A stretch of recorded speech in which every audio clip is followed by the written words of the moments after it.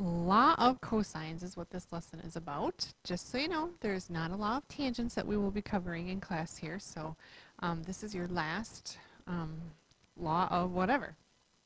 All right, here's the formulas for law of cosines. They look kind of complicated. They are not as easy or fun as law of sines, but they are still very doable. What I want you to notice in the formulas is this. If this is side A right here, then the other two sides are in the formula on the other side of the equation, and the angle that's over here is the side, or the angle that's opposite of that side, and that is the case for all of the formulas if you look at that. So if you're trying to decide which one to use, you just need to find a side and the angle opposite of it, and that will help you. Okay, here's our first example. I've already drawn the triangle for you, so you can hit pause and draw it. Just remember that angle alpha needs to be opposite of side A, and angle beta needs to be opposite of side B, and gamma needs to be opposite of side C. So there's my triangle. So I need to figure out something first. I cannot do a squared plus b squared equals c squared because I do not have a right triangle. I can't assume that this is a 30, 60, 90 or anything like that. So my first goal, the first thing I need to find is I need to find side C, okay? And by the way, I can't use law of sines because I would go sine at 60 over c equals sine at alpha over a, and I would have two unknowns, or sine at 60 over c equals sine at beta over 3, and again I would have two unknowns. So law of sines is not going to work. Neither is SOHCAHTOA because I do not have a right triangle. Okay, so you're stuck with law of sines. So to find side C, I will use this formula. C squared equals a squared plus b squared minus 2ab times cosine at gamma. Okay, then you're just going to plug the information that you know in. So I know that a is 2, I know that b is 3, and I know that angle gamma is 60 degrees. So this is what c squared is. We're obviously going to use our calculators. So you don't need to waste any time simplifying this any more than you have to. You can just leave it right like this because you're going to go to your calculator anyways. This is what c squared is though, and I want to know what c is. So to figure out what c is, I am going to need to take the square root of this mess. Okay? So I'm going to go to my calculator, and I'm going to make sure that my calculator is in degree mode, and I am going to enter that in, and my calculator is in degree mode. So I am going to enter in the square root. Lots of people forget the square root, so be careful about that. The square root of 2 squared plus 3 squared minus 2 times 3 times cosine at 60 degrees. And when I hit enter, C should come out to be about 2.65.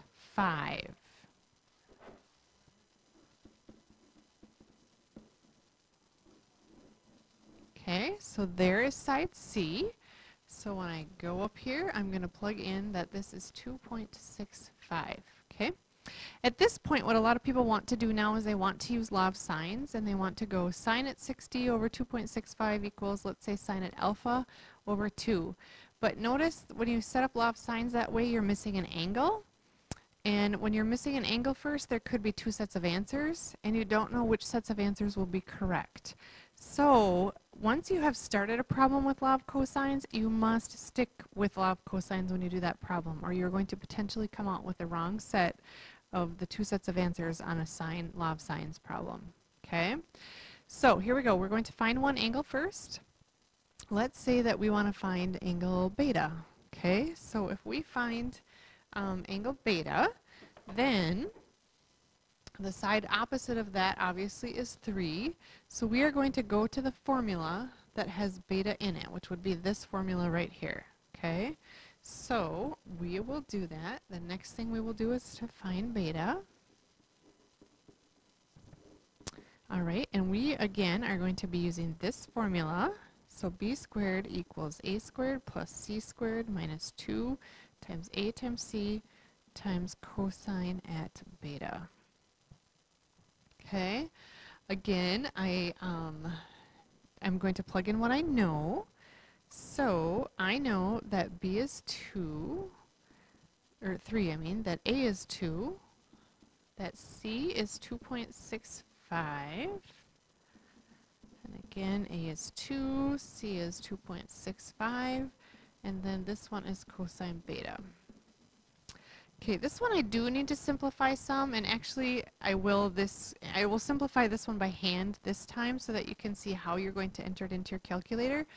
From on a quiz or a test or homework or whatever from here on out, you can just leave it just like this and then go to your calculator once you figure out the shortcut for that. And you don't need to simplify everything for me, but I will show you how to simplify it a little bit so that you can get into your calculators, okay? So we want to solve for cosine beta. In order to solve for cosine beta, I need to move this to the other side. So I need to subtract that 2 squared, and I need to subtract the 2.65 squared, and I need to move them to the other side. So that puts me here. Okay, don't forget about this negative sign right here. I still have that, so I still have negative 2 times 2 times 2.65. Okay, and then if I want to solve for cosine beta, I need to divide by that negative 2 times 2 times 2.65 quantity so that I can get rid of that. Okay, so that's gone now, and now I have cosine beta equals this quantity. Well, whenever you're missing an angle, remember, you need to put you need to do the inverse symbol. Because I'm missing an angle, I need to do inverse. And then be really, really careful with parentheses. So you're going to go second cosine. You are going to put this inside of parentheses. So you will go 3 squared minus 2 squared minus 2.65 squared. Okay? Divided by, and then you're going to put this in a parentheses.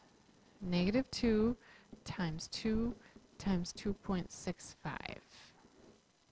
Okay, and that's how I want you to enter that into your calculator. And if you don't enter it into your calculator correctly, you're going to get an error. Okay, so you're going to need to be really, really careful. All right, so here we go. I will enter this in so that you can see it. Second cosine.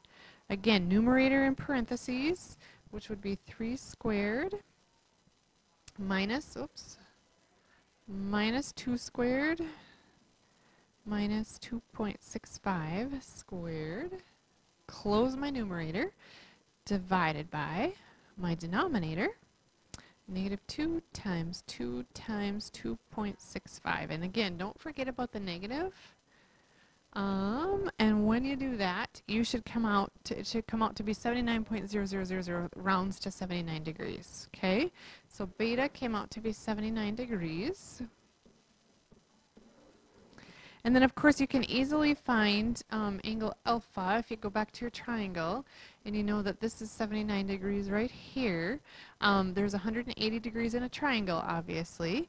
So angle alpha will be 180 degrees in a triangle, so angle alpha will be 180 minus the 60 minus the 79, or angle alpha will be 41 degrees. Okay, so that is how you do that. All right, here's another one. Notice I don't have any angles at all. I am not going to go through this whole entire problem, but I'm going to do one more with you where you have to practice setting that up and putting that into your calculator. And I'm just going to get you started on it. Okay, so let's choose, let's choose to find, I guess it doesn't really matter. Let's choose to find angle alpha first. Okay, so if I want to find angle alpha first, I'm going to use the formula that has angle alpha in it, which would be this formula right here.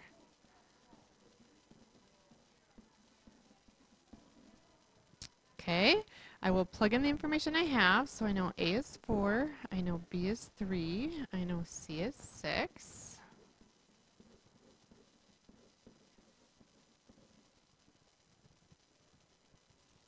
Okay, and again, I do not need to write anything else out beyond this, but you need to picture how this gets moved to the other side. This gets subtracted to the other side. So I will have this 4 squared minus 3 squared minus 6 squared, okay? And then this quantity right there gets divided out. So I will have negative 2 times 3 times 6. And again, don't forget about the negatives. So, and because I'm missing an angle, I have to go cosine negative 1. Okay, inverse cosine when I'm doing this. And again, when you stick this into your calculator, you're going to put the numerator in a parentheses, and you're going to put the denominator in a parentheses. Okay, so I will practice again doing that for you so that you can see what this looks like. So I will go second cosine. I'm going to clear this out so that it's not so crowded on my screen here. So second cosine. Okay, again, numerator in parentheses. And in this case, the numerator was 4 squared minus 3 squared minus 6 squared. Okay, close the parentheses, divided by denominator in parentheses. So negative 2 times 3 times 6.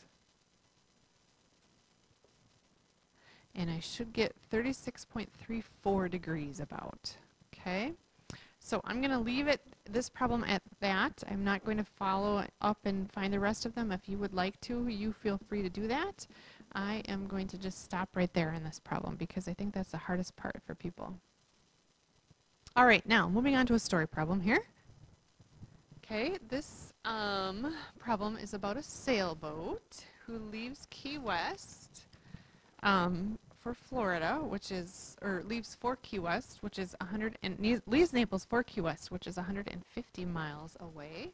It's traveling at 15 miles an hour, but they realize after a while that they're not on the right track to get to Key West. They're 20 degrees off course. Okay, so here's kind of what's happening.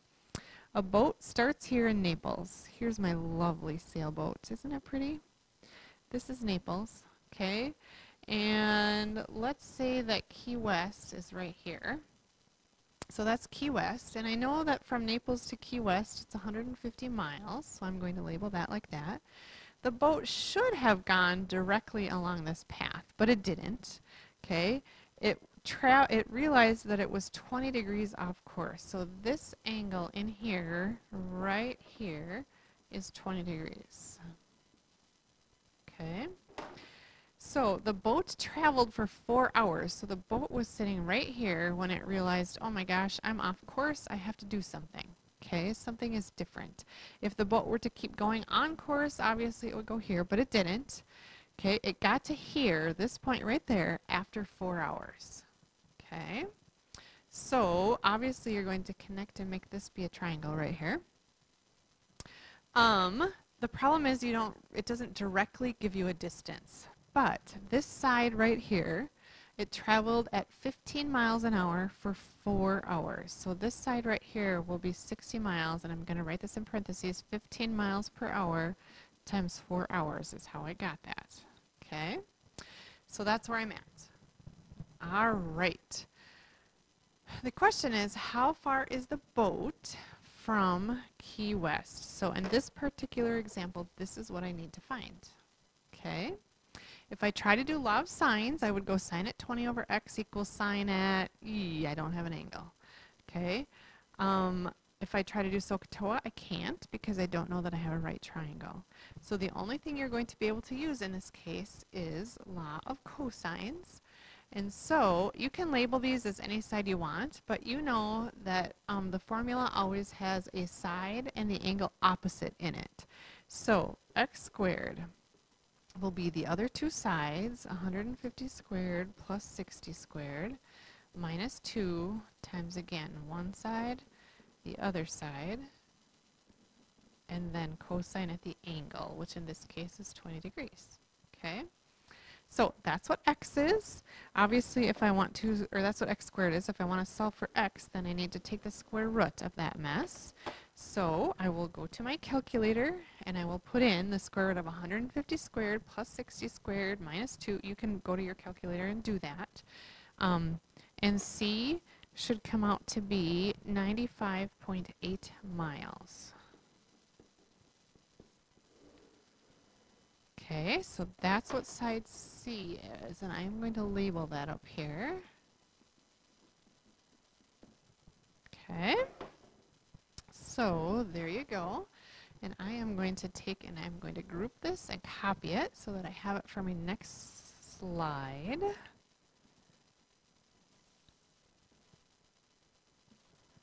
Okay. And I'm going to copy this over here, so hang tight. All right, and while I'm at it, I'm going to copy it on the next slide too. Okay. All right, here's the next part. Through what angle should the boat turn to correct its course? And people kind of have a hard time picturing this. But think of if you were the driver driving the boat and you were going this way and this way and this way and this way and you were, if you were to keep going, if you were the boat driver, this is the angle that answers the question actually. That is the angle that I need to figure out. That's the angle that the boat has to turn to correct its course because it's going to turn to the left. It's not going backwards and turning to the right. It's going forwards and turning to the left. However, that angle is outside the triangle. Okay?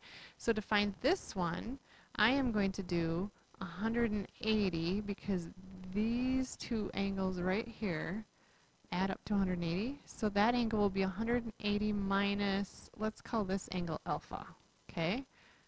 And you can label it whatever you want. It doesn't matter. But that angle will be 180 minus alpha.